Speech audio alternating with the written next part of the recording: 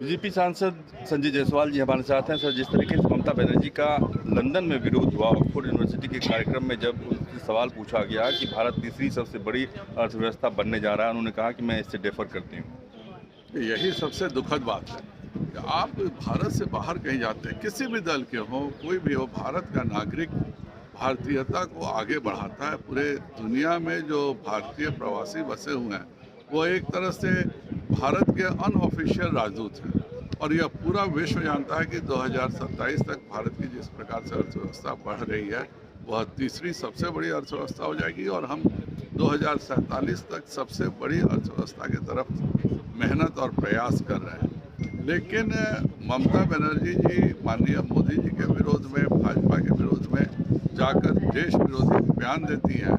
मैं उन सभी भारतीय प्रवासियों का जो कि वहाँ फंसे हुए हैं उनको भी धन्यवाद दूंगा कि उन्होंने भारत के खिलाफ जो ममता जी ने टिप्पणी की उसका विरोध किया।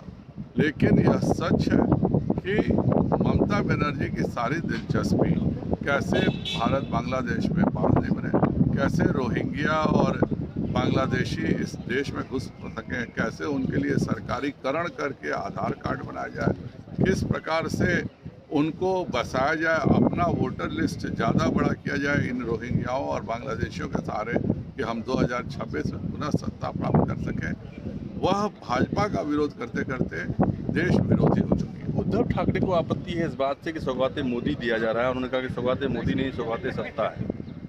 भाजपा के 7 मोर्चे हैं, प्रत्येक मोर्चा का अपना कार्य है। युवा मोर्चा अपने कार्यक्रम चलाता है, महिला मोर्चा ने जब 33% आरक्षण हुआ पूरे देश में कार्यक्रम किए, किसान मोर्चा जब भी किसान सम्मान निधि होती है या किसानों के जो मुद्दे होते हैं उस पर कार्यक्रम चलाता है।